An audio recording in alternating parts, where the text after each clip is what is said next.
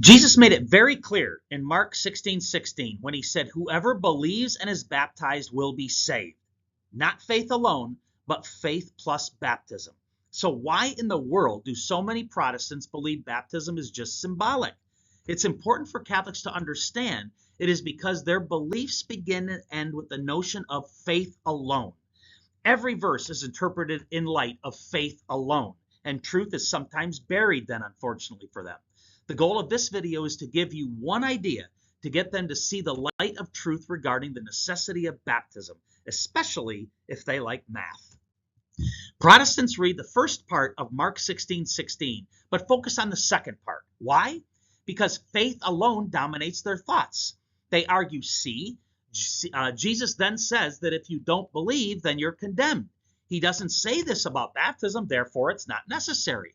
It may appear they have a good point, but upon basic reflection, their argument holds no water. Here's where math comes in. Let's look at Mark 16:16 as if it were a simple math equation. Let's say we know that A plus B equals C is true, where A and B are both greater than 0. So let's put in real numbers. Say A equals 2 and B equals 4. That would make A plus B, C equals 6.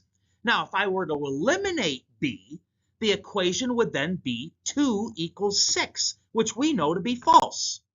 Now, instead of numbers, let's say A equals baptism, B equals faith, and C equals salvation. We know, based on what Jesus said, that baptism plus faith equals salvation. Now, if I eliminate B, then I'd be left with baptism equals salvation, which we know to be false. The true statement is that baptism does not equal salvation, or another way of putting it is if you don't believe, then you won't be saved, or you will be condemned, which is exactly what Jesus said. What Jesus is saying makes perfect sense when you believe the first part of what he said, that salvation comes from both baptism and faith, not faith alone. I think it's important that we as Catholics have multiple ways to explain our faith. What may work for one Protestant might not work on another. This math example is just one way to explain Mark 16:16 to help Protestants see the light. What they argue does not provide the evidence that they think it does. And hopefully this is maybe a little strange way for you to explain that to them. May God bless you in your evangelization efforts.